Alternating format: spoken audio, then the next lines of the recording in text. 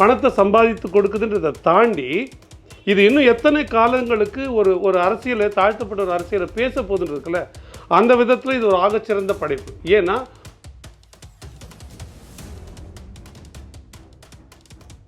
நீங்கள் ஒரு அரசியல் தொடர்ச்சியாக சாதி அரசியல் கொண்டு வரப்படுதுன்னா அது தேவையாக இருக்குது. தமிழகம் பூரா ஆயிரக்கணக்கான கிராமங்கள் இருக்குது.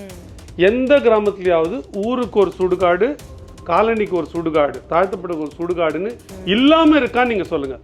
பெருநகரங்களை தவிர நீ குடிக்கிற நீ தொட்டியில் அதே தொட்டியில் நான் தண்ணி குடிக்கணுமா, நீ எந்த தொட்டிலேருந்து வந்து தண்ணி குடிக்கிற அதே தொட்டியில் நானும் தண்ணி எடுத்து குடிக்கணுமா அப்படின்ற ஒரு புத்தி, நான் குடிக்கிற தொட்டி அதுலேருந்து உனக்கு தண்ணி வரணுமா அப்படின்ற கேள்வி இன்னமும் தொக்கி நிற்கிதுன்னு அது முடியாமல் இருக்குது அந்த அரசியல். ஜனநாயகத்தின் மீது சமூகத்தின் மீது இருக்கக்கூடிய கேள்விகளை அந்த படம் வந்து என்ன சொல்றது நடிப்பால வந்து கேட்டு இந்த உண்மை உறுத்துது அவங்கள. ஆமா இப்படி ஒரு அரசியல் இருக்கு, இதெல்லாம் சொல்லிக்கிட்டே நம்மளை அவமானப்படுத்துறானுங்களேன்னு. ஆமா இப்படி ஐயோ இப்படி கூட நடக்குதான்னு கேட்டு திருந்துற இளைய தலைமுறை பிள்ளைகளும் இருக்காங்க, நம்ம அதை பார்க்க முடியுது. இது என்ன சொல்லின்னு இருக்கானுங்க, விடுதல் மூலமாக அட்வான்டேஜ் எடுத்துக்கிறானுங்க, நம்ம சொல்றதெல்லாம் வெளியே சொல்லிடுறானுங்களே, இதை மறைக்கணுமேன்றதுக்காக அரசியல் பேசுகிற சில பிள்ளைகளும் இருக்காங்க. ரெண்டும் ஒரு கலை படைப்புனா அதோட பொருள் கலைஞனும் ஒரு படி உயர்ந்திருக்கணும், ரசிக்கணும், மேம்பட்டு இருக்கணும். இந்த படத்தை பார்க்கும்போது நான் மேம்பட்டதா உணர்ந்தேன். உலகம் முழுக்க வாழும் தமிழர்களுக்கு வணக்கம். உலகம் முழுக்க தமிழர்கள் பரவி வாழ்ந்தாலும் தமிழர்களுக்குன்னு இருக்கக்கூடிய மரபு வழி தாயகமாக தமிழகம் இருக்கு. ஈழம் இன்னைக்கு நம்ம கிட்ட இல்லை. எஞ்சி இருக்கக்கூடிய தாய் தமிழகத்தை காக்க வேணும் அப்படின்னா அதற்கு இருக்கக்கூடிய ஒரே வாய்ப்பு அரசியல் அதிகாரம். இன்னைக்கு இருக்கக்கூடிய தலைமுறை பிள்ளைகள் அரசியல்னா சாக்கடை அப்படின்னு ஒதுங்கி போறதை நம்மளால பார்க்க முடியுது. அரசியல் என்பது சாக்கடை இல்லை, அதை பூக்கடையாக மாத்தலாம்னு பேசுறதுக்காக வாங்க, இது தமிழ் முழக்கம். மூச்சை இழக்கலாம், பேச்சை இழக்கலாமா?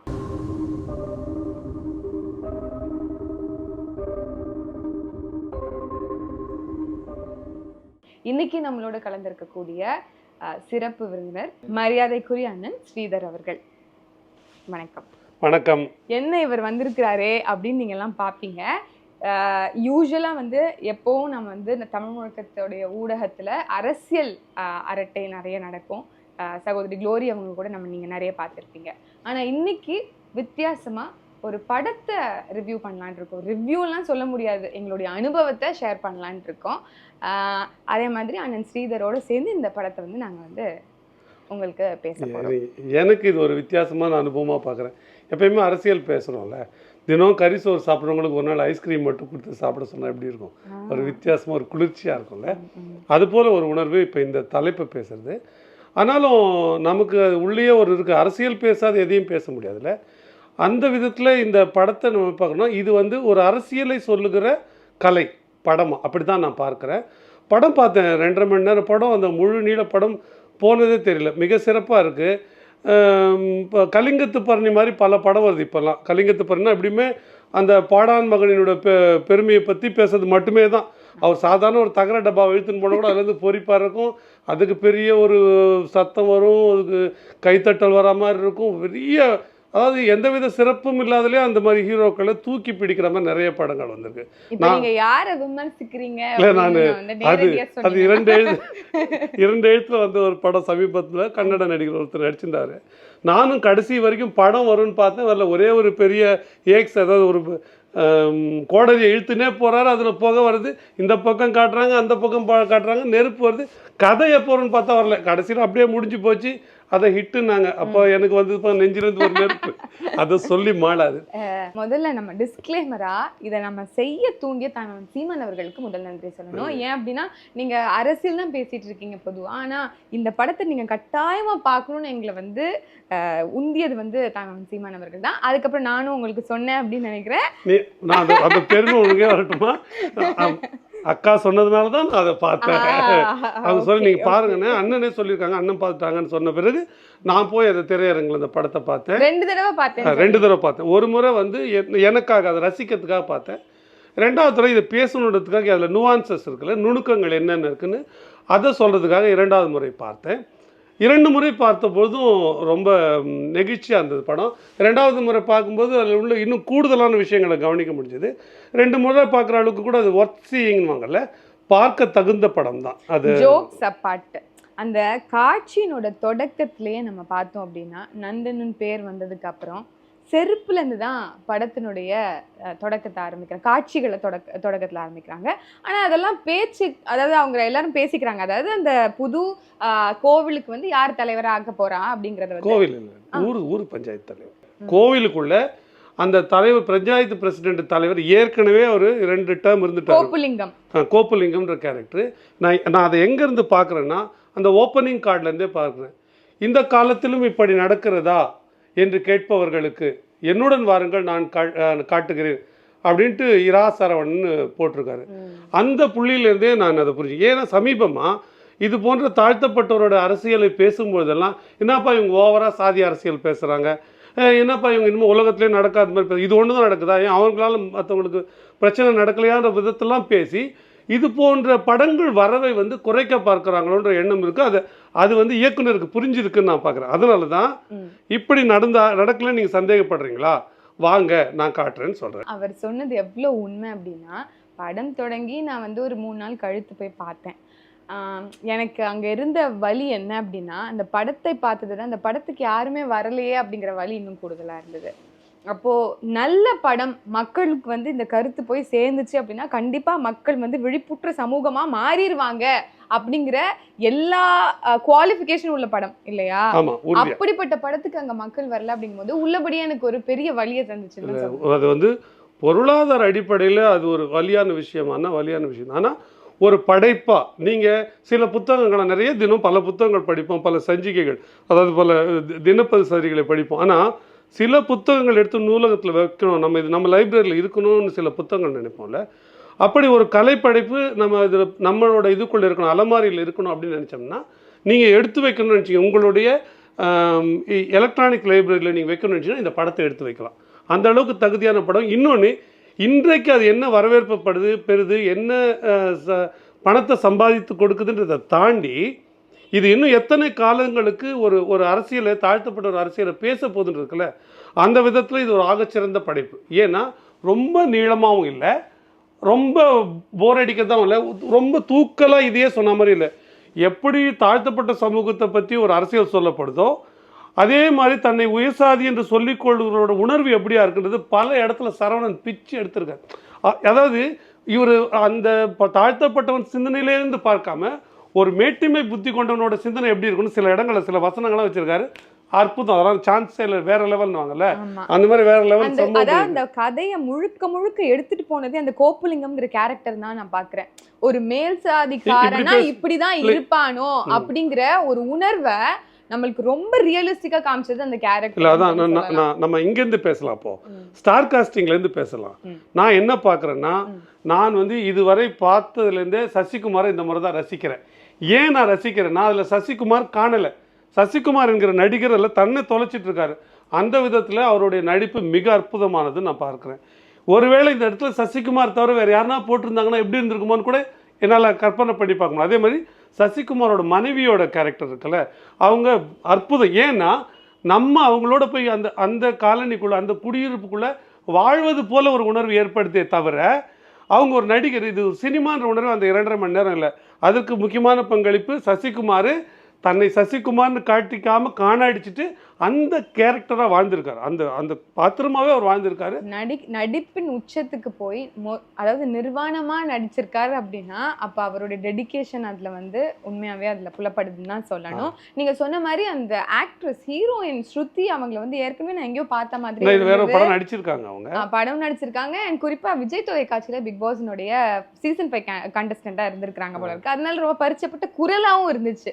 ஸோ அதில் பார்க்கும்போது ஒரு சில காட்சிகளில் நம்மளா இருந்தால் அந்த இடத்துல அதை பண்ணுவோம்னு நினச்சிட்டு இருக்கும்போது அவங்க அந்த சீனை பண்ணும்போது அப்பா அப்படின்னு இருந்தது. அந்த ஏறி மிதிச்சுட்டு போகிறது, அந்த சாதியெல்லாம் ஒடுக்கப்படுற போது அந்த அந்த கிராமத்தையே வந்து அழிப்பாங்க அந்த கோப்புலிங்கமோட டீம். அப்போ வந்து இந்த பொண்ணு எந்திரிச்சு காலால் உதச்சி அங்கேருந்து தாண்டி தப்பிச்சு போகும்ல, அந்த அறக்கோவம், அந்த கோவம் எல்லாம் பார்க்கும்போது நாங்க கை தட்டணும் அந்த சீன் எல்லாம். ஒருவேளை அது ரொம்ப தெரிந்த முகமா அந்த நடிகை இருந்துட்டு இருந்தா அந்த கவனம் பூரா அந்த நடிகை மேல போயிட்டு இருக்கோம். நம்ம அது இல்லாம அந்த கேரக்டர் மட்டும் அந்த விதத்துல நான் அந்த இயக்குனரோட அந்த ஸ்டார் காஸ்டிங், பாத்திர தேர்வு, நடிகர் தேர்வு இருக்குல்ல, அது அற்புதம் பார்க்குறேன். அதே மாதிரி நீங்க சொன்ன மாதிரி அந்த கோப்புலிங்கம் கேரக்டரை அவரை தவிர வேறு யாராலையும் நம்மளால் இப்போ கற்பனை பண்ணியே பார்க்க முடியல. சேத்தன் பகத், தம்பி ராமையா போன்றவங்களாம் சில அது பாத்திரத்தோடயே போயிடுவாங்களே. இப்போ அதை போல தான் நீ பார்க்குறேன். சமீபமாக தான் அவரை இப்போ நிறைய படங்களை பார்க்குறேன். அந்த விதத்தில் அந்த கோப்புலிங்கம் கேரக்டரை அவரை தவிர வேறு யாரும் சிறப்பாக பண்ணியிருக்க முடியாதுன்னு பார்க்குறேன். அப்போ ஸ்டார் காஸ்டிங்கில் ரொம்ப பர்ஃபெக்டாக இருந்திருக்கு. ஒன் மோர் பாயிண்ட் நான் ஆட் பண்ண நினைக்கிறேன். சகோதரர் சசிகுமார் அவர்களை பற்றி பேசும்போது அயோத்தியிலே மிக சிறந்த நடிப்பை காமிச்சிருப்பாங்க.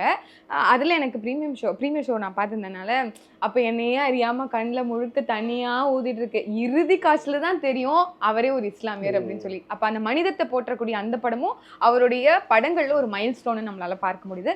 அதை தொடர்ந்து இப்போ வந்து இந்த நந்தன் படத்தில் அந்த முதல் காட்சி அந்த வெத்தலையை மடிச்சு அதை வந்து அந்த தாத்தா கூட எடுத்து போடும்போது நகைச்சுவையும் அதுக்குள்ள ஒளிஞ்சிருந்தது அப்படிங்கிறத நம்மளால பார்க்க முடிஞ்சது. இயக்குனருக்கு 2-3 நையாண்டியை நான் பார்த்தேன். அது எனக்கு ரொம்ப அந்த சர்க்காசம்னாலும் அதில் ஒரு அப்படி செய்தி சொல்கிற ஒரு துணுக்கு நீங்கள் கவனமாக கவனிச்சாதான் அதை தொட முடியும். குறிப்பாக அந்த திறப்பு காட்சி இருக்குன்னு ஓப்பனிங் சீன் இருக்கு, முதல் காட்சி. அதில் வந்து பேசுகிறாங்க. ஒருத்தர் வந்து இந்த தலைவர் பொறுப்பை யார் எடுத்துக்கிறதுன்னு பேசுகிறாரு. பேசுகிற கேரக்டர் காட்டில் செருப்பு காட்டுறாங்க. ஒரு கருப்பு கலர் பழைய செருப்பு, அதாவது ஒரு வயசு கூடுதனாலும் பேசுகிற குரல் மட்டும் கேட்குது. இன்னொருத்தர் மாற்றி பேசுகிறார். அடுத்த செருப்புக்கு ஒரு ரப்பர் செருப்பு, அவாய் செருப்புக்கு தாழ்ந்தாங்க. கொஞ்சம் இன்னொரு நான் தான் நிப்பேன்னு போட்டி போடுறாங்க. அவங்க செருப்புக்கு தாவது கேமரா. அங்கே வந்து கொஞ்சம் பணம் உள்ளவங்க, செருப்பை பார்த்தாலும் தெரியுது பணம் உள்ளவங்க, நடுத்தர வயசு அந்த செருப்புன்னு காட்டுது. அப்புறம் இதெல்லாம் தீர்த்து வைக்கிறது இன்னார் தான் வரணும்னு ஒருத்தர் முடிவு சொல்கிறார். அவரு போனால் ஒரு வயசான ஒரு ஹவாய் செருப்பு. அப்போ இன்னொருத்தர் தன்னை ஜமீன் தான் சொல்லிக்கிறார். அவருக்கு வந்து ஒரு செருப்பு தேஞ்சு போன செருப்பு, அதாவது வாழ்ந்து கெட்டவர். இந்த காடை இது பயங்கர குசும்பு டைரக்டோரியல் டச்சுன்னு வாங்கல, அதை வந்து நான் அந்த இடத்துல பார்த்தேன். அதுக்கு பிறகு தான் வேலை செய்கிற எஜமான் ஜெயிக்கணும் அப்படின்ட்டு ஒரு சாமி கிட்ட போய் வேண்டார். அப்போ அவர் சொல்கிறாரு, எப்படியா இருந்தாலும் இவங்க எங்கள் ஐயா தான் ஜெயிக்கணும்னு சசிகுமார் அந்த கேரக்டர் கூழ்பானைன்ற கேரக்டர் கூழ்பானை கேரக்டர் வேண்டுது. அப்படி வேண்டும் போது என் பையனுக்கு எங்கள் ஐயா ஜெயிச்சிட்டாருன்னா என் பையனுக்கு மொட்டை அடிக்கிறேன் அப்படின்னு வேண்டிப்பாரு. அப்பா நீ வேணா அடிச்சுக்க, ஏன் நான்லாம் ஒத்துக்க மாட்டேன் சாமி. அந்த பையன் டிஸ்க்ளைமர் வைப்பான் சாமி கிட்டே, நான் பண்ண ஒத்துக்க மாட்டேன், நீ வேணா அடிப்பான்னு சொல்லுவான். அந்த பாயிண்ட் தான் குசுமா சொல்றேன். அவர் சாமி மட்டும் அப்படிலாம் பேசக்கூடாதா, அவர் சாமி மட்டும் இல்ல நம்ம முப்பாட்டன் கூட அது வைக்கணும். அது யதார்த்தமாகுது. நீ வர என்னப்பா நீ கூட சீமான் மாதிரி பேசுறேன்றல அந்த குசும்பு அதில் அப்போ அது அந்த இயக்குனரோட ஆற்றலை நான் அங்கே பார்க்குறேன். அதே போல் ஸ்டார் காஸ்டிங்கு இசை இருக்குல்ல, இசை வந்து சில இடங்களில் கொஞ்சம் அதிகமாகவே காட்டும். நமக்கு இசையோட உறுத்தல் இருக்கும். அது வந்து சில அழாத சீனை அழ வைக்கிறது அப்படிலாம் இருக்கும். ஆனால் அப்படியெல்லாம் நாம் தன்னோட திறமையெல்லாம் காமிச்சிடணும், தான் பெரிய இசைக்கு அறிஞன்னு காமிச்சிடணும்னு முயற்சி பண்ணாமல் அந்த காட்சிக்கு அந்த கேரக்டர் அதோட கனத்தை இழக்கக்கூடாது. ஒருவேளை இசை கூடுதலாக இருந்துச்சுன்னா அந்த காட்சி அந்த கனத்தை அதோட இம்பார்ட்டன்ஸ் அது இழந்துடும். அமால்கமேட் ஆகணும் காட்சியோட, அவ்வளோதான், தாண்டி போயிடக்கூடாது. சில சமயங்கள் சில காட்சிகள் போய் இளையராஜா சில இசையமைப்பெல்லாம் காட்சியை தாண்டி இசை தூக்கலாக போயிடும். நம்ம கவனமே அந்த கேரக்டரை விட்டுட்டு அந்த இசைக்குள்ளே போயிடும். இது வந்து சமூக சிக்கல் சார்ந்த படம்ன்றதுனால அந்த அளவில் நிறுத்திருக்கலாம். அந்த விதத்தில் அந்த இசையமைப்பாளர் மிக பாராட்டுக்குரியவர். ஆனால் எந்த இடத்துலையும் இது குறையா இருக்குது. இந்த இடத்துல இது கொஞ்சம் பெட்டராக மியூசிக் பண்ணியிருக்கலாமே, வேறு ரீ ரெக்கார்டிங் கொடுத்துருக்கலாமே, இங்கே வேறு பேக்ரவுண்ட் மியூசிக் அப்படிலாம் நினைக்கிறதுக்கான எங்கேயுமே இல்லை. அந்த அளவில் மிகச்சிறந்த ஒரு இசையமைப்பு நான் பார்க்குறேன். இதுல சில வசனங்கள் வந்து நம்மள ரொம்ப ஈர்த்ததா இருக்கும். அப்படி உங்களுக்கு ரொம்ப ஈர்க்கப்பட்ட வசனங்கள் அப்படின்னா நீங்க நான் ஃபர்ஸ்ட் சொல்லிடுறேன். என்னோட ஈர்க்கப்பட்ட வசனம் அப்படின்னா, அதாவது என்ன சொல்லுவாரு அப்படின்னா, போட்டியே இல்லைங்கிறது பெருமை இல்லை, போட்டி போடுற சனநாயகம் தான் பெருமை அப்படின்ட்டு அந்த ஊராட்சி மன்ற அந்த யாருமே வந்து போட்டி போடாம இருக்கிறதுக்காக அங்க ஒரு அரசியல் பண்ணுவாங்கல்ல, அப்ப இந்த டயலாக் வந்து எங்களையே அறியாம விசில் எல்லாம் போட்டு கையெல்லாம் தட்டி அதெல்லாம் பண்ண. நான் என்ன பார்க்குறேன்னா, ஒரு மக்களாட்சி தத்துவத்தை இதை விட எளிமையாக யாரும் சொல்ல முடியாது. மக்களாட்சின்னா எப்படி இருக்கணும். அவர் சொல்லுவார், எங்கள் ஊர் அப்படிலாம் கிடையாதுங்க, 40 ஆண்டு பாரம்பரியம், போட்டியே கிடையாது, நாங்கள் சொல்கிற ஆள் தான் நின்று ஜெயிச்சதா ஆகும் அப்படின்னு சொல்கிறாரு. அதுக்கு தான் வந்து அந்த வீடியோ கேரக்டர் பேசுது. அது என்ன சொல்லுது, போட்டியே இல்லாமல் இருக்கிறது பெருமை கிடையாது, போட்டி தான் ஜனநாயகத்துக்கே பெருமை, மக்களாட்சிக்கு பெருமைன்றது. அது வந்து அவருக்கு என்ன வயசுன்னு தெரியல சரவணனுக்கு. ஆனால் அந்த சொல்லும் போது எனக்கு ஒரு ஞாபகம் வந்துச்சு, சேப்பாக்கத்துலயும் நின்னாங்க ஒரு சில பேரு, யாருமே அங்க போட்டி இல்ல, நாமினேஷன் கூட ஃபைல் பண்ணக்கூடாதுங்கிற ஒரு நிர்பந்தம் நெருக்கடி. அது அவங்களுக்கு மட்டும் இல்ல, அவங்க குடும்பத்துல யார் அந்த மாதிரி இருந்தாலும் அவங்களுக்கு அதான் ஜனநாயக மாண்பை காப்பாத்துறவங்க அவங்க எல்லாம். ஜனநாயகத்துல வந்து நம்ம எல்லாருக்கும் சுதந்திரம் சமூக நீதியை கடைபிடிப்போம். சமூக நீதியை அது ஒண்ணு. இன்னொரு எனக்கு ரொம்ப இது வந்து அரசியல் சார்ந்தது. அரசியல் சார்ந்த இன்னும் 2 உரையாடல் எனக்கு ரொம்ப ரொம்ப பிடிச்சிருந்தது. ஒன்று வந்து அவங்க தாயார் இறந்துடுறாங்க. தாயார் இறந்துட்ட பிறகு அவர் தான் அந்த ஊர் பிரசிடென்ட், இந்த கூழ்பானன்றவர் தான் ஊர் பிரசிடென்ட்டாக தேர்ந்தெடுத்துறாரு. அவர் ஊர்க்காரங்களோட சுடுகாட்டில் கொஞ்ச நேரம் ஒதுங்கிறதுக்கல்ல அவங்க தாயார் பணத்தை அவங்க தாயார் எரிக்கணுன்ற மாதிரி சூழ்நிலை, அந்த சம்பிரதாயன்றாங்க. அதுக்குள்ளே போகும்போது ஒத்துக்க மாட்டேறாங்க ஊர்க்காரவங்க. அதுக்குள்ளே அந்த குடிலுக்குள்ளே சேர்க்க மாட்டுறாங்க. சுடுகாட்டு எரிக்கிற குடில் தான். அப்போ உடனே அவர் சொல்லுவார், நான் போய் பிரசிடென்ட் ஐயா கிட்ட கேட்டு வந்துடுறேன். யாரு உண்மையான பிரசிடென்ட், தேர்ந்தெடுக்கப்பட்ட பிரசிடென்ட். நான் போய் அதுக்கு அங்கே இன்னொரு கேரக்டர் பேசும், யோ நீதாயா பிரசிடென்ட்டு அப்படின்னு. அப்போ என்ன அது சொல்லுகிற தகவல் என்னன்னா, அவர் தான் பிரசிடென்ட்டே இருந்தால் கூட அதை உணர முடியாத அளவுக்கு இருக்காத பிரசிடென்ட்டு. யார் ஒருத்தர் பிரசிடென்ட்டா இல்லையோ, மேட்டுக்குடியா இருக்கிறவரோ அவர் தான் பிரசிடென்ட், அவரே நம்புறாரு. யார் பிரசிடென்ட்டாக இருக்காரோ அவரே தான் பிரசிடென்ட் இல்லை, அந்த ஏற்கனவே 10 ஆண்டு காலமாக இருந்த மேட்டுக்குடியை சேர்ந்தவர் தான் பிரசிடென்ட்டு அப்படி நம்புகிற அரசியல் அந்த ஒரு இதில் சொல்கிறார் பார்த்தீங்களா. அது வந்து அற்புதமான திரைக்கதைன்னு நான் பார்க்கிறேன். இதில் சொல்லும் போது எனக்கு என்ன ஞாபகம் வருது அப்படின்னா, இவ்வளோ டிஸ்பாரிட்டி, இவ்வளோ இன்இக்வாலிட்டி இருக்கிற இதே சமூகத்தில் தான் வந்து மரியாதைக்குரிய அம்மையார் ஜெயலலிதா அவர்கள் அவங்களுடைய ஆட்சி பீரியடில் என்ன சொல்கிறாங்க அப்படின்னா, உள்ளாட்சி மன்ற தேர்தலில் பெண்களுக்கு சம விழுக்காடு கொடுக்கணும் அப்படின்னு சொல்லி 50க்கு 50 விழுக்காடு கொடுக்குறாங்க. ஆனால் அங்கெல்லாம் நடந்த சிக்கலையும் அந்த படம் காமிச்சிச்சு அப்படிங்கிறதான் என்னால் பார்க்க முடியுது. என்னதான் நீ ஊராட்சி மன்ற தலைவராக இருந்தாலும் நீ கையெழுத்து போடுறதுக்கு மட்டும்தான் இங்கே டெசிஷன் மேக்கிங், லாஸ்ட் வேர்டு, இறுதி சொல் என்னோடதாக தான் இருக்கும். அது மேட்டுக்குடியினுடைய சொல்லாதான் இருக்கணும் அப்படிங்கிறத அது இன்னொன்னும் பார்த்தேன். அது தொடர்ச்சியாக அவங்களுக்கு தனக்குன்னு ஒரு சுடுகாடு வேணும் அப்படின்னு அந்த கூழ்பானை முடிவு பண்ணுறாரு. அவர் வந்து பிரசிடென்ட் ஆஃப் தி வில்லேஜாக முடிவு பண்ணி பிடிஓ போய் கேட்குறாரு. அவரும் இடம் ஒதுக்கி கொடுக்குறாரு. அப்போது அங்கே பேசுகிறார் பிடிஓட ஒரு உரையாடல் அந்த வட்டார வளர்ச்சி அலுவலரோட ஒதுக்கி கொடுக்கும்போது, ஐயா வாழறதுக்கு பிரச்சனை இருந்தால் பரவாயில்லைங்கய்யா, சாவறதுக்கே பிரச்சனையா இருக்குங்கய்யா. அப்படி கிடையாது, ஆள்றதுக்கு தான் இங்க அது வேற 2 உரையாடல். நீங்க பிடிஓவோட பேசுற கடைசி உரையாடல சொல்றீங்க. அதற்கு முன்னவே இந்த சுடுகாட்டு நிலம் ஒதுக்க சொல்லும் போது கேட்கிறாரு, ஐயா வாழறதுக்கு பிரச்சனை இருந்தா பரவாயில்லைங்க, சாகிறதுக்கே பிரச்சனையா இருக்கு. ஏன்னா இதை விட ஒரு குடி வந்து ஒரு வலி மிகுந்த சொல்லவே முடியாது. என்னன்னா, நான் வந்து எங்க அம்மா இறந்துட்டாங்க, கொளுத்தணும்னு போறேன். கொளுத்தணும்னு போனா அங்க கூரை இல்லாத சுடுகாடா இருக்கு, கொளுத்த முடியல, மழை பெய்யுது. செத்துட்டா நான் கொளுத்துறதா என் விருப்பப்படி வந்து எரிக்கிறதா புதைக்கிறதா கூட அதுவே ஒரு பிரச்சனை ஆயிடுது. இப்போ என்ன நினைக்க வேண்டியிருக்கு, மழை பெய்யுதுன்னா ஐயோ நம்ம வீட்டில் இப்போ எரிக்க சொன்னாங்களே, இப்போ செத்துட்டா என்ன ஆகுது, சாவதே பிரச்சனை ஆயிடுது. அப்போ எப்படி இப்படி கூட இருக்குது. அதான் அந்த கேரக்டர் அதை சொல்லுது பார்த்தீங்களா. அது வந்து சரவணனுக்கு வந்து ஒரு ஹேட்ஸ் ஆஃப் நம்ம சொல்லணும். ஏன்னா வாழத்துக்கு பிரச்சனையா இருந்தால் பரவாயில்லைங்கய்யா, சாவறதுக்கே பிரச்சனையா இருக்குன்னா அது எவ்வளோ பெரிய வலித்தோ இந்த சொல்லு. இன்னும் பல சொல்லுவாங்க எங்கேயா இந்த காலத்தில் நடக்குதுன்னு. நடக்கலே சொல்லுங்க. நான் படித்த செய்தியை போன ஆண்டுக்கு முந்தின ஆண்டு ஒரு தாழ்த்தப்பட்ட சமூகத்தை சார்ந்தவர் ஒரு பிணத்தை கொண்டு போகிறாங்க. பட்டா நிலம் வழியாக போய் சுற்றி வந்து ஆத்தங்கரைக்கு வரணும். பட்டா நிலத்தில் இருக்கிற அந்த ஊருக்காரங்க மேட்டுமை புத்தி கொண்ட சாதியினர் வந்து விட மாட்டேன்றாங்க. அப்போ என்ன பண்ணுறாங்கன்னா, இந்த பிணத்தை அந்த இறந்து போன அந்த தாழ்த்தப்பட்ட ஒரு பிணத்தை மேலே பாலத்துலேருந்து கயிறு கட்டி கீழே இறக்குறாங்க, பணத்தை இறக்குறாங்க. அதாவது ஒரு மனிதன் இறந்த பிறகு அவரை ரொம்ப மரியாதையாக வந்து வழி அனுப்பி வைக்கணும். அதுதான் சடங்கு எல்லா மதத்துலையும். அதனால தான் பூ போடுறது, அதனால தான் வந்து மலர் வலை வைக்கிறது, மரியாதை செலுத்துறது, அதனால தான் இசை வைக்கிறது. இது எல்லாமே வந்து ஒரு விதத்தில் அவர்களை மரியாதையாக அனுப்பி வைக்கிறது. அதுதான் பல்லக்கு போட்டாங்க, தேர் செட்டிங் போட்டோம் நாங்கள்லாம் அப்படிலாம் சொல்லுவாங்க ஊரில். அப்படி இருக்க வேண்டிய இதுவில் இது போல் ஒரு இறந்து போன பிணத்தை வந்து ஒரு தனக்கு நெருக்கமானவங்க, நம்ம வீட்டு அம்மாவை, பிள்ளைங்களை, மனைவியை, சித்தப்பா பெரியப்பாவை எப்படி கயிறு கட்டி புதைக்கிற நேரத்தில் இறக்க வேண்டி வரும்னா, இந்த உணர்வுக்கு கொடுக்காத மரியாதை அந்த தெரு வழியாக போகக்கூடாதுன்ற உணர்வுக்கு எப்படி தூக்கலான மரியாதை அரசுகள் கொடுக்குறதுன்ற கேள்வி இருக்குல்ல. இப்போ அந்த கேள்வியிலேருந்து பார்க்கும்போது அந்த வழியிலேருந்து இந்த சொல் பிறந்ததான் நான் பார்க்குறேன். அந்த விதத்தில் சரவணன் வந்து மிக அற்புதமான உரையாடல் எழுதிட்டார். வாழ்க்கையை பற்றி ஒரு உரையாடல் எழுதியிருக்காரு. அதாவது இந்த கூழ்பானன்ற கேரக்டர் தலைவராகிடுது. நாளைக்கு வந்து கொடியேற்றி பார்க்கணும். அதனால யாரும் இல்லாதப்ப இந்த கூழ்பானன்ற கேரக்டர் வராரு, தன்னோட மேல் தொண்டை கிழிச்சு கொடி மாதிரி அந்த கயிறில் கட்டி ஏற்றுறாரு. அந்த காட்சியெல்லாம் பார்க்கும்போது ச்சே இப்படிதான் ஒரு ஊராட்சி மன்ற தலைவர் ஆனா ஒவ்வொருத்தரும் அனுபவிக்கிறாங்க அப்படிங்கறத இறுதி காட்சியில வேற காமிச்சாங்க ஒவ்வொருத்தவங்க. அண்ட் இது நிறைய செய்தித்தாள்கள் ஊடகங்களும் பதிவு செய்த ஒரு விஷயம்தான். என்னதான் ஊராட்சி மன்ற தலைவரா இருந்தாலும் ஒரு குடியரசு நாள்னாலோ ஒரு சுதந்திர நாள்னாலோ எங்களால கொடி ஏற்ற முடியாது அப்படின்னு அந்த காட்சிகளை அந்த கோப்புலிங்கம் அப்படிங்கிற அந்த கேரக்டரா இருந்தாலும் சரி இல்ல நம்ம கூழ்பானோட கேரக்டரா இருந்தாலும் சரி அப்படியே கண்ணுக்கு முன்னாடி கொண்டு வந்து நிப்பாட்டிருக்காங்க. அந்த வலியை நம்மளுக்கு உணர்த்திருக்காங்க, கடத்திருக்காங்கும் போது I think really hats of.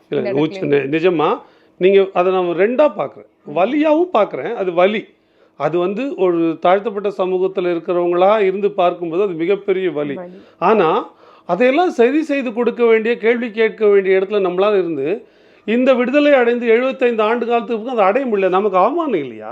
நம்மளே பார்த்து காரி துப்பிக்க வேண்டிய தருணம். 100 ஆண்டுகளுக்கு முன்னாடி பாவேந்தர் பாடியிருப்பாரு, கடவுள் வெறி சமய வெறி கண்ணல் நிகர் தமிழுக்கு நோய் நோய் நோயே இடைவந்த சாதியினும் இடர் ஒழிந்தால் ஆழ்வது நம் தாய் தாய் தாயேன்னு சொல்லிட்டு அவ்வளவெல்லாம் பாடினவங்க எல்லாம் எவ்வளவோ இருக்கு. ஆனாலும் 75 ஆண்டு கால செய்ய முடியல. அப்ப அது கொஞ்சம் அவமானமாவும் இருக்கு. இதை நம்மளே இப்போ ஒரு அமெரிக்காவில், கனடாவில், ஆஸ்திரேலியாவில் இருக்கிறவங்க இப்படிலாம் கூட நடக்குமா அப்படின்னு பார்ப்பாங்கல்ல. அதனால தான் அவர் முதல்ல போட்டார். யாருன்னா இப்படி இன்றைக்கும் நடக்குதான்னு கேட்டிங்கன்னா வாங்க நான் காட்டேன். இப்போ கும்மிடிப்பூண்டி பகுதியில் ஒரு ஊராட்சி மன்ற தலைவர் கொடியேற்ற விடலை. ஒரு இடத்துல ஒரு ஊராட்சி மன்ற தலைவர் சேரில் அதையும் காமிச்சிட்டார், அந்த படத்தில் காமிச்சிட்டாரு. ஆனால் இது எதுவுமே இப்படி நடக்குமான்னு கேள்வியே வராமல் திரைக்கதையை மிக அற்புதமாக அமைச்சிருக்கார். அவர் இன்னொரு உரையாடலை அற்புதமாக எழுதியிருக்கார். வாழ்க்கை சம்மந்தமானது, பொருளாதாரம் சம்மந்தமானது. அவர் அவ்வளோ சின்ன வயசுக்கு எப்படி இவ்வளோ பெரிய ஆழ்ந்த அறிவு அவருக்கு வந்து எனக்கு உண்மையிலேயே ஆச்சரியமாக இருந்தது. என்னென்னா இந்த கொடி ஏற்றுறாருல, மாதிரி கொடியை ஏற்றிட்டு ஒரு உரையாற்றுற மாதிரி அவரே கற்பனையாக உரையாற்றி பார்க்குறாரு. அப்போ சொல்கிறாரு, எங்கள் அப்பா எனக்கு சொல்லி கொடுத்துருக்காரு, ரொம்ப தொட்ட வசனம் வேண்டும் என்று சொல்லுகிறது வந்து போதும் என்று சொல்கிற மனசு வசதி, அதுதான் ரிச்னஸ், அதுதான் கம்ஃபர்ட். அதாவது போதும் என்கிற சொல்கிற மனசு, வேண்டும் என்கிற எண்ணம் வறுமை. அது மனசை போட்டாரு. திருப்தின்றது மனசு சம்பந்தமானது, ஆனால் வேண்டும் டிமாண்ட்ன்றது அறிவு சம்பந்தமானது. அதனால தேவை என்கிற எண்ணம்னு போட்டு அது வந்து வறுமைன்றார். உண்மைதான். நீங்கள் எவ்வளோ பெரிய பணக்காரனுக்கும் இன்னும் தேவைன்னு நினைக்கும் போது வறுமை வந்து சேருது. அது தேட வேண்டி வறுமைன்னா நான் இன்மை இல்லாமல் போகிறது. எது இல்லையோ அதை கேட்கறது தானே வறுமை. எனக்கு இல்ல சாப்பாடு இல்லை கொடுங்க போதுங்கிற எண்ணம் தான்.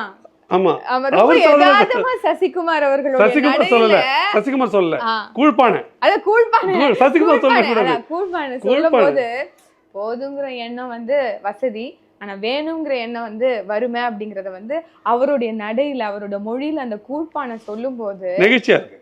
நெகிழ்ச்சியா இருக்கு. இன்னொன்னு அது ஒரு பாடம் சொல்லுது. நீங்க ஃபினான்ஷியலா கூட வாழ்க்கை நிம்மதியா வாழணும்னா என்ன பண்ணணும், அது சரவணன் மிக அற்புதமா அந்த உரையாடலை ஏற்படுத்தியிருக்காரு.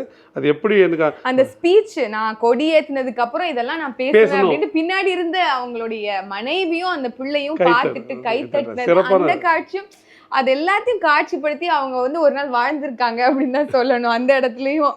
ஆனாலும் அது எல்லாமே அடுத்த நாள் வந்து எப்படி அவமானப்பட்டாங்க அப்படிங்கிறது அது அந்த படம் சொல்ல வேண்டிய அரசியல். அது சொல்ல வேண்டிய அரசியல் அதையும் சேர்த்து சொல்லுது. நான் என்ன பார்க்குறேன்னா, ஒரு கலை படைப்பு, ஒரு கலை நிகழ்ந்த பிறகு 2 நடக்கணும்னு சொல்லுவாங்க. இப்போ நான் படித்ததெல்லாம் அப்படி 2 நிகழ்வு. ஒன்று வந்து அந்த கலைப்படைப்பை முடித்த பிறகு கலைஞன் ஒரு படி உயர்ந்திருக்கணும். அந்த கலைப்படைப்பு முடிந்த பிறகு அதை பார்த்த ரசிகன் ஒரு படி உயர்ந்திருக்கணும். இது ரெண்டும் ஒரு கலைப்படைப்புனா அதோட பொருள் கலைஞனும் ஒரு படி உயர்ந்திருக்கணும், ரசிகனும் மேம்பட்டு இருக்கணும். இந்த படத்தை பார்க்கும்போது நான் மேம்பட்டதா உணர்ந்தேன். அது மாதிரி இன்னொரு காட்சி அமைப்பு நான் பார்த்தேன். ஒரு மேட்டுக்குடியை சார்ந்தவர் அவரோட மருமக பிள்ளை மச்சான் பத்திரிக்கை ஒன்று கொண்டாந்து வைக்கிறார். அவர் பேரை பத்திரிகையில் ஒரு குறிப்பிட்ட சாதியை சேர்ந்தவர்கள் கீழே போட்டுடுறாரு. இன்னும் என் பேரை 4வதாக போட்டு வச்சிருக்க, நீ கண்ட சாதி தெரியாத பேர் கீழே போட்டு வச்சிருக்கேன்னு கேட்குறாரு. அதுக்கு அவர் பதில் சொல்றாரு, கட்சிகளை கோச்சிப்பாங்க அதனால தான் போட்டோம் மாமான்னு சொல்றாரு. இதான் அவமானமா அவர் நினைக்கிறாரு. அதனால அவரை வீட்டுக்குள்ள கூட்டி போயிட்டு டைனிங் டேபிள்ல உட்கார வச்சுக்கிட்டு இந்த தாழ்த்தப்பட்ட கூழ்பானை கூப்பிட்டு அதே சேர்ல உட்கார வச்சு சாப்பிட வைக்கிறாரு. அதாவது அவருக்கு சமத்துவம் கொடுப்பதற்காக இல்ல, நீ என்ன பத்திரிகையில கீழே போட்டல, இப்ப நீ இவரோட சாப்பிடு. அப்பதான் அப்போ இதை நான் என்ன பாக்குறேன்னா, சரவணன் வந்து ஒரு தாழ்த்தப்பட்டவரோட சிந்தனையில அந்த பார்வையில் யோசித்தது மட்டும் இல்லாம ஒரு மேட்டுக்குடியோட திமிர் எப்படி இருக்கும், ஒரு கொழுப்பு எப்படி இருக்கும், ஒரு வன்மை எப்படி இருக்கும் அப்படின்றதையும் மிக அற்புதமா சொல்லியிருக்காரு. காட்சிப்படுத்தியிருக்கிறாரு. அருமையா இருக்கு. It is a message sent தான். இப்படிதான் இப்படி நினைக்கிறாங்க, இப்படிதான் நடத்துறாங்க அப்படிங்கறத ரொம்ப அழகா கன்வே பண்ணிருக்கு. அது அந்த விதத்துலயும் சரவணன் அவர்களுக்கு ஹேட்ஸ் ஆஃப். வெற்றி தோல்வியை தாண்டி நான் என்ன படைக்கிறேன்னா இது ஒரு மிகச்சிறந்த படைப்பு. நான் அப்படிதான் பார்க்கிறேன் இதை. நம்ம இவ்ளோ பேசணும், நீங்க சொன்ன மாதிரி இப்ப பேசிட்டு இருக்க மாதிரி என்ன கேரி பண்ணி போறோம் நம்ம ஒரு ரசிகனா, அந்த படத்தை பார்த்து ஒரு ரசிகனா take away from what is the take away message அப்படின்னு பாத்தீங்கன்னா என்ன சொல்வீங்க? இல்ல நீங்க ஒரு தாழ்த்தப்பட்ட குடியா இருந்தா இந்த படம் பார்த்த பிறகு நமக்கு எதிரான என்ன அரசியல் இருக்குது அதை தான் அந்த வீடியோ கேரக்டர் நம்ம இவரோட கேரக்டர் சொல்லுது.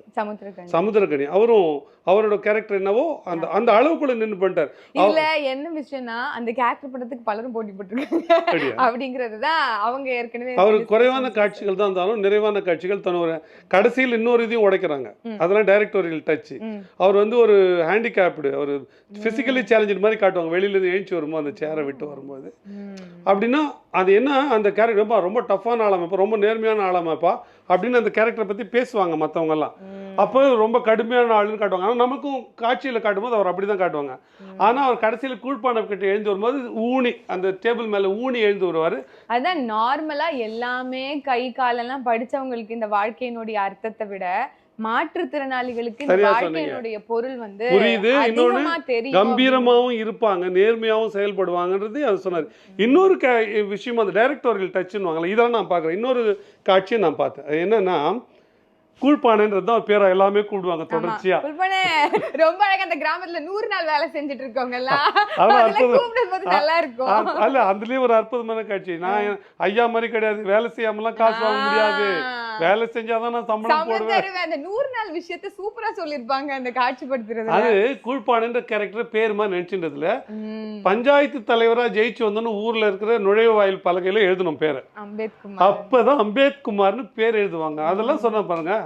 பாலச்சந்திர படங்கள்ல சில பார்க்கலாம். டைரக்டர் காலிங் அப்படிங்கிறது கிராமங்கள்ல ரொம்ப அதிகமா இருக்குங்கிற அந்த விஷயத்தையும் அதுக்குள்ள சொல்லிருக்காரு. நிறைய நுணுக்கங்கள் நீங்க சொல்ற மாதிரி அந்த அந்த கிராமிய மண் வாசனையோட சேர்ந்த ஒரு மெசேஜ் சொல்றது அதெல்லாம் வந்து நீங்க நிறைய பேர் சொல்றாங்க. நிறைய நீங்க ஒருவேளை எனக்கு வேணும்னே தெரியாத மாதிரி இருக்காங்களா, இல்ல வந்து அப்படி பேசுறது ஒரு ஃபேஷன் ஸ்டேட்மெண்ட் நினைக்கிறாங்களா, இப்படிலாம் இந்த காலத்துல நடக்குதுன்னாங்க. நான் ரொம்ப சின்ன உதாரணம் கேட்கிறேன். தமிழகம் பூரா ஆயிரக்கணக்கான கிராமங்கள் இருக்கு. எந்த கிராமத்துலயாவது ஊருக்கு ஒரு சுடுகாடு, காலனிக்கு ஒரு சுடுகாடு, தாழ்த்தப்பட்ட ஒரு சுடுகாடுன்னு இல்லாம இருக்கான்னு நீங்க சொல்லுங்க. பெருநகரங்களை தவிர இங்க எரிக்கிற முறை வந்துடுச்சு, இங்க வந்து கார்பரேஷன்ஸ் அந்த அந்த எரிப்பு மையங்கள் வந்துட்டதை தவிர மற்ற எந்த ஊர்லயாவது இருக்கான்னு பாருங்க. இது சாவுல. அதே மாதிரி தண்ணீர் தொட்டிகள் ஊருக்கு தனியா காலனிக்கு தனியா இல்லாம இருக்கான்னு பாருங்க. இப்போ இது ரெண்டுமே மாறலைன்னா நான் தண்ணி வந்து பிறக்கிற இடமாவும் சுடுகாட்டை வந்து வாழ்க்கை தொடக்கிற இடமாவும் முடிகிற இடமாவும் சுடுகாட்டை நான் பார்க்குறேன். அப்போ தொடங்குற இடத்துலேருந்து முடிகிற இடம் வரைக்கும் சமம் இல்லை. அதாவது வந்து நீ குடிக்கிற நீ தொட்டியில் அதே தொட்டியில் நான் தண்ணி குடிக்கணுமா, நீ எந்த தொட்டிலேருந்து வந்து தண்ணி குடிக்கிறோ அதே தொட்டியில் நானும் தண்ணி எடுத்து குடிக்கணுமா அப்படின்ற ஒரு புத்தி. நான் குடிக்கிற தொட்டி அதுலேருந்து உனக்கு தண்ணி வரணுமா அப்படின்ற கேள்வி இன்னமும் தொக்கி நிற்கிதுன்னு அது முடியாமல் இருக்குது அந்த அரசியல். அதனால தான் ஒரே ஊர் தானேங்க, 1 கிலோமீட்டர் தூரத்தில் தான் இருக்குது, 2 பைப்பு தானே கூடப்படும். அதனால தானே வேங்க வயலில் உங்களுக்கு தண்ணியில் மலம் கிடக்கிற அந்த எண்ணம் வந்தது. அப்போ இது மேட்டுமையோட இது சாதிய வன்மத்தோட உச்சம் இல்லையா? அதான் நம்ம இது இல்லைன்னு எப்படி சொல்ல முடியும்? இன்னைக்கு வரைக்கும் 2 வருஷம் கழிச்சும் வேங்க வயலில் இன்னொரு மாற்று தொட்டி கட்டப்படும். மாற்று தொட்டி இல்ல, இனிமேல் மாற்று தொட்டின்ற பேச்சுக்கு போக கூடாது, பொது தொட்டின்னு தான் வரும். பொது தண்ணீர் தொட்டி. இங்க இப்ப நான் அந்த ஊர் பேரை மறந்துட்டேன். ஒரு கோவில்ல வந்து வெளிப்படையாகவே தெரியுது இந்த சமூகம் அநீதிகளால் கட்டமைக்கப்பட்ட ஒரு சமூகம், அதற்கு என்னைக்குமே தீர்வு இல்லைங்கிறது வேங்கைவேலும் ஒரு மிகப்பெரிய சம்பவ சாட்சியா இருக்கு. ஒரு கோவில்ல தாழ்த்தப்பட்டவர்கள் போறாங்க, ஊர்க்காரங்க கட்டின கோவில் அது, அதை போகக்கூடாதுன்னு சொல்றாங்க. கலெக்டர் என்ன பண்றாரு, போய் தான் தீர்வாங்க ஒரு உத்தரவு. கோவிலை இடிச்சுட்டாங்க, ஊர்க்காரங்க கோவிலே இடிச்சுட்டாங்க. இது என்ன மாதிரியான போக்கு? இது என்ன மனசுல இருக்க அழுக்கு இல்லையா? நான் கேட்கிறேன். நீங்க உண்மையிலேயே நீங்க கடவுளே கும்பிடுறீங்கன்னு வச்சுங்களேன், கடவுளே கும்பிடுறீங்க, கடவுள் ஏற்பாரா இத? கடவுளுக்கு எல்லோரும் ஒன்னாதான், அப்படி இருந்தா தானே கடவுள். அது ஒரு சம்பவம்னா இன்னொரு சம்பவமும் இருக்கு. இதே மாதிரி 2 தரப்பினர் வந்து அங்க சண்டை பிடிக்கிறாங்க, கோயிலுக்குள்ள போக கூடாது அப்படிங்கும் போது கோயிலை இழுத்து பூட்டிருச்சு அறநிலையத்துறை. அதுல ஒரு வழக்கு இருக்கு தெரியுமா? இப்போ கோயில் அறநிலைத்துறை போட்டதுக்கு மூடிச்சு, நீதிமன்றத்துக்கு போனாங்க, கோயில் திறந்து நீதிமன்றம் சென்னை உயர் நீதிமன்றம் உத்தரவு போடுது, நீங்க வந்து எல்லாரையும் கூட்டிக்கிட்டு போய் நீங்கள் ஆலய பிரவேசம் பண்ணணும், எல்லாரையும் கூட்டு போய் கோவிலை திறந்துன்னா அது மேலே திமுக அரசு அப்பீல் போகுது, மேல்முறை. என்னன்னா இதனால சட்டம் ஒழுங்கு பிரச்சனை வந்துடும், அதை எங்களால செயல்படுத்த முடியாது. இங்க இருக்கு போலீஸ் ஃபோர்ஸ், அதுவும் நம்மளுடைய முதலமைச்சர் நீதிமன்றம் அதையும் சொல்லுது, காவல்துறை தேவைப்பட்ட ராணுவத்தை கூட்டி போய் கூட நீங்க இதை செய்யத்தான் வேணும். இப்ப என்ன ஞாபகம் வருதுன்னா, அடிக்கடி தமிழ் சீமானவர்கள் தான் சொல்லுவாங்க, சட்டம் இருக்கு அது ஒழுங்கா இருக்கா அப்படின்னு கேட்பாங்க. அப்படி உண்மைதான். எவ்வளவு வலி தோய்ந்த இன்னைக்கு எல்லாரும் பேசுற வாயிலிருந்து வரக்கூடிய அரசியலும் தாய்மாமன் சீமானவர்கள் பேசியதா தான் நம்மளால பார்க்க முடியுது. ஆனா அது எவ்வளவு உண்மையா இருக்கு, அந்த வலியை அனுபவிக்காதவங்களால இதெல்லாம் சொல்ல முடியாது அப்படிங்கிறது. தலித் அரசியல் பேசுறாங்க, தலித் சரி, உங்களுக்கு என்ன சிக்கல்? அது உண்மையிலேயே அந்த இந்த நாளோட தேவையா இருந்ததுன்னா தான் ஒரு கலைப்படைப்பு எப்பயுமே உருவாகும். நீங்க இன்னைக்கு தேதிக்கு வந்து பர்மிட்ல சாராயம் குடிக்கிறத பத்தி பேச முடியாது, ஏன்னா அது வழக்கொழிஞ்சுது. சைக்கிளுக்கு லைசன்ஸ் வாங்குறத பத்தி பேச முடியாது, அது வழக்கொழிஞ்சுது. ரேடியோவுக்கு லைசன்ஸ் வாங்குறத பத்தி இது சொன்னாலே அப்படிலாம் ஒன்று இருந்ததா அப்படின்னு கேட்பாங்க. நீங்க எது தேவையில்லையோ சமூகத்திற்கு, எது சமூகத்தில் நடைமுறை இல்லையோ அதை வந்து எப்பயுமே கலையோ கவிதையோ கொண்டு வராது. நீங்கள் ஒரு அரசியல் தொடர்ச்சியாக சாதி அரசியல் கொண்டு வரப்படுதுன்னா அது தேவையாக இருக்குது. அது இப்போ நீங்கள் சமீபமாக ஒரு 2.5 வருஷம் பேய் படமாக வந்தது பார்த்தீங்களா? யாருனா விரும்பியா கொண்டாந்தாங்க? யாருனா இனி 2.5 வருடத்துக்கு ஒரே பேய் படமாக எடுத்து தரணும் யாரும் இல்லை. ஜனங்களுக்கு ஒன்றும் சுவாரஸ்யம் இல்லை, ஃபேண்டசி இல்லை. அப்போ சினிமா படங்கள் பேய் படங்கள் பார்க்கும்போது ஒரு சுவாரஸ்யம் ஏற்படுது, லைஃப் ஃப்ளாட்டாக போகுது. அப்போ இந்த மாதிரி படங்களை விரும்பி பார்க்குறாங்கன்றதுனால இது டிமாண்டாக இருக்குது, அதை சப்ளை பண்ணுறதுக்கு அந்த அதுபோல் படங்கள் உருவாகுது. உண்மையிலே இது டிமாண்டாக இருந்தால் அதுக்கான சப்ளை உருவாக போகுது. இதில் நீங்கள் என்ன ஒரு கழுத்து அறுத்துட்டு சாவறீங்க? இதே மாதிரி படங்கள் தான் எடுக்கிறாங்க. உங்களுக்கு வலிச்சா நீங்கள் வேறு படம் எடுங்குங்க, உங்களை யார் வேணும்? எல்லாருக்கும் தானே கதவு திறந்து தான் இருக்குது. நான் என்ன பார்க்குறேன்னா இந்த உண்மை உறுத்துது அவங்கள. ஆமாம், இப்படி ஒரு அரசியல் இருக்குது, இதென்னா சொல்லிக்கிட்டே நம்மளை அவமானப்படுத்துகிறானுங்களேன்னு. ஆமாம், இப்படி ஐயோ இப்படி கூட நடக்குதான்னு கேட்டு திருந்துற இளைய தலைமுறை பிள்ளைகளும் இருக்காங்க, நம்ம அதை பார்க்க முடியுது. இதை என்ன சொல்லினே இருக்கானுங்க, விடுதல் மூலமாக அட்வான்டேஜ் எடுத்துக்கிறானுங்க, நம்ம சொல்கிறதெல்லாம் வெளியே சொல்லிடுறானுங்களே, இதை மறைக்கணுமேன்றதுக்காக அரசியல் பேசுகிற சில பிள்ளைகளும் இருக்காங்க. அப்போ இதை தாண்டி தான் வரும் இப்படிப்பட்ட படைப்புகள் வரவேற்கிறோம். இன்னொன்றையும் நான் பார்க்குறேன், பட்ஜெட் வைஸ் அது வந்து ரொம்ப சிம்பிள் பட்ஜெட் படம். அதிலெல்லாம் கூட நான் ஆச்சரியப்பட்டேன். சின்ன பட்ஜெட் தான், ஒரு 5-6 கேரக்டர் தான் ப்ராமினன்ட் கேரக்டர்.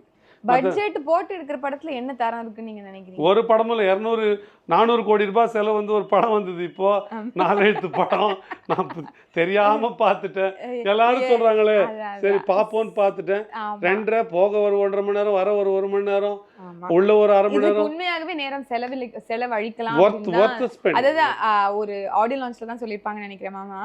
இது வந்து பொழுதை கழிக்கின்ற ஒரு படமா இருக்காது, பொழுதை ஆக்கின்ற ஒரு படமா இருக்கும் அப்படின்னு சொன்னாங்க. உண்மையாகவே நாங்க வந்து பெண்களா போனோம், எல்லாரும் எப்படி இருக்கும் அப்படிங்கிற ஒரு எதிர்பார்ப்பு இல்லாம தான் போனோம். கண்டிப்பா ஏதாவது ஒரு மெசேஜ் உள்ள படமா இருக்கும் அப்படின்னு நினைச்சிட்டு போயிட்டு இருந்தோம். ஆனா இங்க சமகாலத்துல நடக்கக்கூடிய சிக்கலை கண் முன்னாடி காட்சிப்படுத்தின ஒரு அரசியல் படமாக அதை நம்ம பார்க்க வேண்டும். நீங்க சொன்ன மாதிரி ஜனநாயகத்தின் மீது சமூகத்தின் மீது இருக்கக்கூடிய கேள்விகளை அந்த படம் வந்து என்ன சொல்றது நடிப்பால வந்து கேட்டிருக்காங்க அப்படின்னு சொல்லி. ஆனா நீங்க இது ஒரு சாதி அரசியல் பேசுற படமா அப்படின்றதுக்காக கூட நீங்க பார்க்க கூட தேவையில்ல.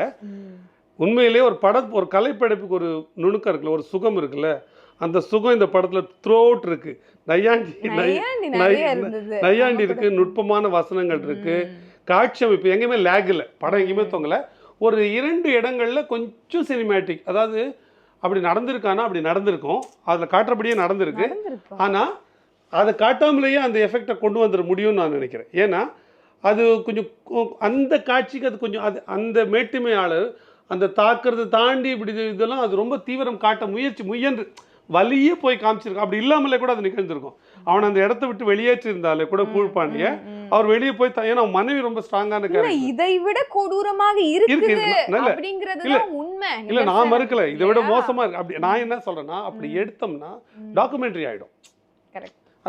ஒரு புள்ளி அளவு அந்த இடத்துல மட்டும் ஒரு 2 காட்சி அந்த மாதிரி ஒரு 0.5% வந்து அது கொஞ்சம் கூடுதல் ஆயிடுச்சு. அது வந்து வலிய இல்லைன்னு நான் சொல்லலை, அப்படி நடக்கலைன்னு சொல்லலை, அது வலியை போய் திணிச்சு சொன்ன மாதிரி இருந்தது. மற்றபடி படத்தோட எல்லா இடமும் பொறுத்த வரைக்கும் அது கூட இல்லைன்னா எப்படி நம்மளால இப்போ எங்களை மாதிரி ஆட்களுக்குன்னு வச்சு ஜஸ்டிஃபை பண்றது, நம்மளால அது எப்படி அதை வந்து இது பண்றது, அக்செப்ட் பண்றது, இதெல்லாம் நடக்குமா அப்படின்னு நினைக்கிறவங்க எத்தனையோ படிக்கிறவங்க இந்த அர்பன்ல வாழக்கூடிய எத்தனையோ யங்ஸ்டர்ஸ் இருக்காங்களா, அவங்க நினைக்கலாம் கேஸ்டே இல்லப்பா இவங்களா சொல்றதா அரசியல்வாதிகளா உருவாக்குறதான்னு நினைக்கலாம். நினைக்கலாம். இல்ல அதை எதிர்த்து ஒரு சமூகம் போராடிட்டு தான் இருக்கு இன்னைக்கு நாள் வரைக்கும் அப்படிங்கிறத காட்சிப்படுத்துறதுக்கு அவசியமான ஒரு படமா நம்ம பார்க்கலாம். நான் இப்போ ஹவுசிங் போர்டுலாம் இருக்குது. ஹவுசிங் போர்டெலாம் என்னை பொறுத்த வரைக்கும் ஒரு ஒரு சமத்துவபுரமாக மாறிடுச்சு. அங்கே எல்லாருக்கும் இடம் இருக்குது. தண்ணி வந்தால் எல்லாரும் போய் க்யூவில் நின்று பிடிக்கிறாங்க. ஆனால் அங்கே என்ன ஒரு வர்க்கபேதம் இருக்குதுன்னா, உள்ளவன் இல்லாதவன் ஒரு வர்க்கபேதத்தை காட்டிகிட்டே இருக்குது. உள்ளவன் அவனும் ஹவுசிங் போர்டில் இல்லை. ஓடி போய் தண்ணி வண்டி வரும்போது விரட்டி போய் வரிசையில் நின்று பிடிக்கிறாங்கல்ல. எந்த சாதியாக இருந்தாலும் அவங்க எல்லோரும் வந்து பொருளாதாரத்தில் பின்தங்கியவங்க. அந்த அடிப்படையில் ஒரு இது இருக்குது. அந்த மாதிரி இருக்கிறவங்களுக்கு கூட சாதிய வன்முறை இதை விட மோசமாக இருக்கிறது புரியாத பிள்ளைகளாக கூட சில பேர் இருக்காங்க. அப்போ அவங்கெல்லாம் இந்த பேரலல் கம்பேரிசனில் வச்சு பார்த்தாங்கன்னா அதோட கனமும் அதோட வலியும் அதோட வீரியமும் புரியும்னு நான் நினைக்கிறேன். நான் ஒன்றே ஒன்று தான் சரவணன் அவர்களுக்கும் சசிகுமார் அவர்கள்ட்ட நான் இது வேண்டுகோளாகவே சொல்கிறேன். அவர் இனிமேல் தன்னை தொலைத்து விட்டு நடிக்கட்டும். சசிகுமார் எங்கேயும் தெரிய வேண்டாம். கூழ்ப்பானை போன்ற எந்த பாத்திரமோ அந்த பாத்திரம் தெரிஞ்சால் போதும். அதே மாதிரி தொடர்ச்சியாக சரவணன் அவர்கள் இதை போல் நுட்பமான வசனங்களை எழுதணும், உரையாடல்களை எழுதணும்னு நான் நினைக்கிறேன். ரொம்ப அற்புதமான படம். ஒர்க் ஸ்பெண்டிங்கு வாங்கி லைப்ரரியில் வைக்க வேண்டிய ஒரு படம் அது. ரொம்ப சிறப்பாக இருந்தது. நீங்கள் சொன்ன மாதிரி இவ்வளவு நேரம் இந்த படத்தை குறித்து நம்ம டிஸ்கஸ் பண்ணது வந்து இன்னும் பல பேருக்கு அந்த படத்தை பார்க்கணும் அப்படிங்கிற இந்த எண்ணம் வேணும். இதில் கேரி பண்ணிட்டு நம்ம எடுத்துகிட்டு போகிறதுக்கு நிறைய செய்திகள் இருக்குது. இந்த இன்இக்வாலிட்டி நிறைந்த இந்த வேற்றுமை நிறைந்த இந்த சமூகத்தில் நம்ம எப்படி வந்து மனிதம் வந்து முன்னுக்கு நிற்கணும் அப்படிங்கிறத நம்மளுக்கு உணர்த்தக்கூடிய ஒரு படமாகவும் இருக்கு. அரசியல் ரீதியாக அதில் ஒரு முக்கியமான டயலாக் இருக்குல்ல, அது என்ன டயலாக்? வாழ்றதுக்கு தான் அதிகாரம் வேணும்னு நான் நினைச்சிட்டு இருந்தேன், ஆனா இன்னைக்கு வாழ்றதுக்கே அதிகாரம் தேவை அப்படிங்கிற அந்த ரொம்ப ஆழமான கருத்துரையாடல். இன்னொரு உரையாடல் ஒன்று நம்ம மறந்துட்டோம். எப்படி தொடக்க காட்சியில் வந்து அந்த செருப்புகளை வச்சு காமிச்சாரோ அதே மாதிரி ஒரு செருப்புல தான் இந்த காட்சி படத்தை முடிச்சிருக்காரு. நீங்க ஆமா, நீங்க அவரு அந்த கூழ்ப்பானை தலைவராக தேர்வாகி வெளியே வராரு. மேட்டு குடியிலேருந்து மேலேருந்து பால்கனிலேருந்து இவர் நோக்கி செருப்பு முது பக்கம் போறாரு, வீசுறாங்க. அங்கதானே செருப்புல முடியுதுன்னு நீங்க நினைக்க இல்ல. அவர் வந்து காட்சி எப்படி வச்சிருக்காங்க, கேமராவை வச்சிருக்காங்க. இந்த கூழ்ப்பான கேரக்டர் நடந்து வந்து அந்த மூஞ்சி மேல செருப்பை வச்சு செருப்புல வந்து முடியுது. அது என்னன்னா இப்படித்தான் மெதித்து தான் இந்த அரசியலை வந்து நம்ம தாண்டி வர முடியும்ன்ற செய்தியை சொல்லியிருக்காருல. அங்கேயும் அந்த டைரக்டரோட டச் இருக்கு. தொடங்குற செருப்புல ஆரம்பிச்சு செருப்புலே முடிச்சிருக்காரு. மிகச்சிறந்த ஒரு படைப்பு. அப்போ நம்ம 2 பேர் சார்பாகவும் ஒட்டுமொத்த படக்குழுவினருக்கும் நம்மளுடைய மனமார்ந்த வாழ்த்துக்களை சொல்லணும். அப்துல் மாலிக் மாதிரி, கூழ்ப்பானை மாதிரி இன்னும் ஒரு சிறந்த கேரக்டர்ல மீண்டும் ஒரு முறை சகோதரர் சசிகுமார் அவர்களும் இதே மாதிரி ஒரு மெசேஜ், ஒரு இம்பாக்ட்ஃபுல் படங்களை தொடர்ச்சியாக நமக்கு கொடுக்கணும். அதே மாதிரி சகோதரர் ரா சரவணன் அவர்களும் இதே போன்று சமூகத்துக்கு தேவையான மெசேஜஸ் அவ்வப்போது இந்த திரை ஊடகமாக இங்க வந்து வெற்றி தோல்வி லாப நட்டம் பார்க்காம கொடுத்தே ஆகணும். ஏன்னா இங்க இருக்கக்கூடியவங்களுக்கு அது போய் குத்தணும், அது அவரோட கடமைன்னு நான் சொல்றேன். மாமன்னனை தூக்கி கொண்டாடியவர்கள் இதையும் பல பல பல பல மடங்கு முறைகள் இது எந்த விதத்திலும் மாமன்னனுக்கு குறைவான படம் இல்ல உறுதியா. சோ அந்த மாதிரி கொண்டாடணும். இதே மாதிரி தொடர்ச்சியாக ஒட்டுமொத்த காஸ்ட் அண்ட் க்ரூவையும் பயன்படுத்தி இன்னும் பல படங்களை வந்து இவர்கள் எடுக்கணும் அப்படிங்கிறத நம்ம 2 பேர் சார்பாகவும் தமிழ் முழக்கம் ஊடகத்தின் வாயிலாக கேட்டுட்டு இந்த இன்னொரு காணொலியில நம்ம வந்து வேற ஒரு ஜாலியான டிஸ்கஷனோட மக்களை நான் ஒரு நன்றி சொல்லிக்கிறேன். இந்த படத்தை சகோதரி ஃபாத்திமா சொல்ல நான் பார்த்துருக்க மாட்டேன். ஆனால் அந்த கிரெடிட் அவங்களுக்கு கொடுக்க மாட்டேன். என்ன சீமான் சொல்லி தான் பாருன்னு சொல்லியிருக்காங்க. அவர் இவங்களுக்கு சொல்லி நான் பார்த்துருக்கேன். ஆனால் அந்த கிரெடிட் எப்பவுமே நல்ல படங்களை வந்து ரெஃபர் பண்றதுல சீமான் மாமா என்னைக்குமே நல்ல புத்தகங்களையும் வாசிக்கும் போது அதான் அவர் சொல்லி தான் ஷிண்ட்லர்ஸ் லிஸ்ட் பார்த்தேன். ஷிண்ட்லர்ஸ் லிஸ்ட் வாய்ப்பு இருக்கும் பாருங்க. மிக அற்புதமான படம், செம்மையான படம் அதெல்லாம். ஸோ இப்படி தொடர்ச்சியாக நம்ம வந்து நல்ல விஷயங்களை சேர்ந்து செய்வோம் அப்படின்னு சொல்லி வாய்ப்புக்கு நன்றி கூறி, உங்க கூட சேர்ந்து நல்ல வேலை செய்யறது கொஞ்சம் கஷ்டம்தான், முயற்சி பண்ணுவோம். இருந்தாலும் நன்றி. நன்றி.